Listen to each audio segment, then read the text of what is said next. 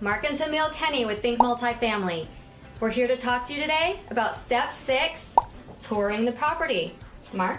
So Step 5 was driving by, right? Not getting out. Step 6 is now where you're gonna contact the broker, or if you're going directly to the seller, let's say you contact the broker, right? To schedule an appointment with them. Right. Right? Don't try to schedule an appointment with the leasing office or whoever, right? Go through the broker to do that. This is a general kind of rule too.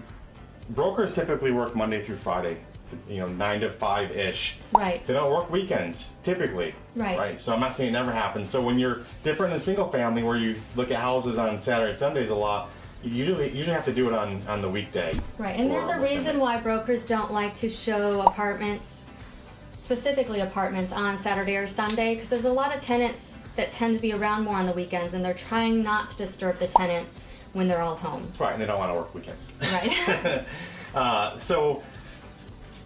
Exterior too, right? We've already looked at the exterior a little bit driving by, but this is now you're going to get a really close look at it, right? Right. So what are some things you might look for there? Well, you're definitely looking if it's brick or stucco. You're going to be looking specifically if there are cracks going up the building, and that could be a sign of foundation issues, whether past or current foundation issues. You're also going to look at the base of the building. If there's a lot of moisture around the base, or there's a lot of dirt built up around the building, that could be a sign that there's some kind of leakage. So you might kind of work that a little bit, like plumbing repairs, into your budget, and definitely ask the broker if they've had any plumbing issues. Yeah, or ask the property manager too. Right. They might tell you a lot more than you think. Right, and sometimes the property manager does the tour with you just in case you have any questions along the way. So the interior. So during Step 5, you didn't get to go in and look at the property, right? The actual interior. So now you're looking at the interior. So I look a little more macro. I can pretty much tell what's going to cost to rehab. Tammy will get like a magnifying glass out, essentially. And so did you see like the 1-inch, stain on the ceiling? Right, well, but why am I looking at stains in the ceiling? I'm looking for potential roof leaks. If there's cracking, for foundation shifting, if there are roof leaks. There are different things that I look at, because you're more of the macro and I'm a little bit more of the micro. I think we make a good team when we're doing the due diligence. Well, one thing I know you'll find in the exterior, every property, is wasp nests and fire ants. I do. You seem to get bit by fire ants on property tours. I do, but I'm also looking to see specifically how well they're maintaining the property. If they're doing walkarounds on the property on a regular basis, they're going to be able to catch that before I catch it, right?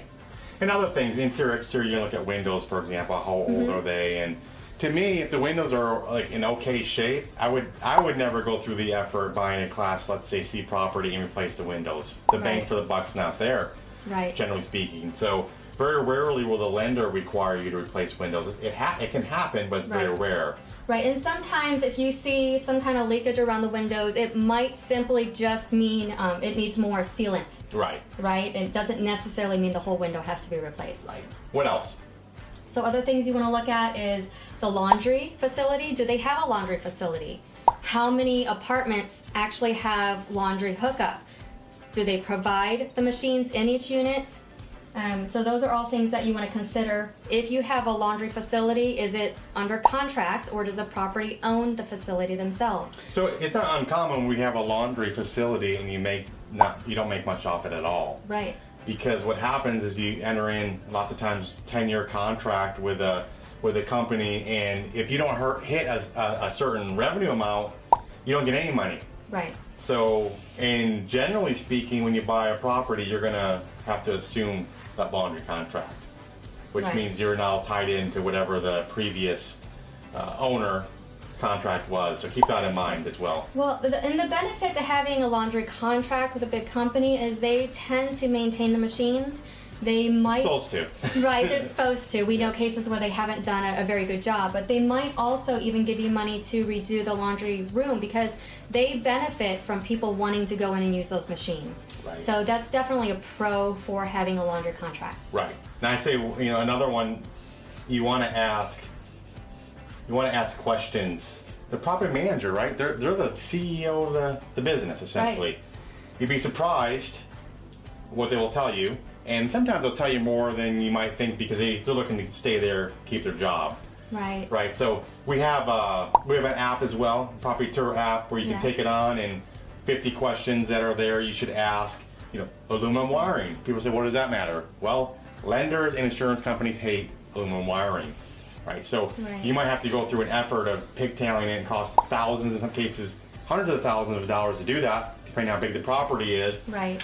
And you think the tenant pays more rent because you fixed the aluminum wiring? They don't. They don't. Unfortunately. So you have to know that going into that. So that's another thing. We go through all those questions. Other things you might want to find out, Section 8 and, things like that are important questions to ask. You mentioned too, there are foundation issues or plumbing issues or roof. Even doing a physical tour, you might not be able to see the roof Right. that well.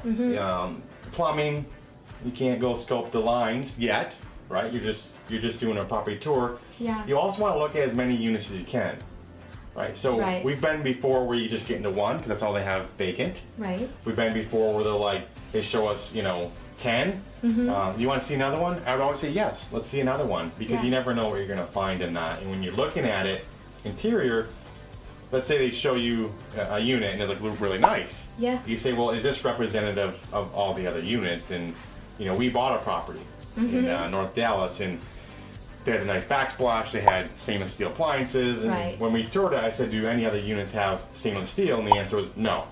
Right? So Okay. don't assume Yeah. the one unit you saw, that was a model. Right. Don't assume that all the units look like that. So you want to ask them, how many units have been done like this? How many units have been upgraded? So things like that. Yeah, for sure. Another thing that I like to ask when you're touring the property is you're asking the leasing agent what kind of activities do they have for the residents there, right? Because it's all about trying to keep your residents engaged and make them feel like this is a real community for them. Are there after-school activities for the kids on property or something nearby if it's a big family-oriented community?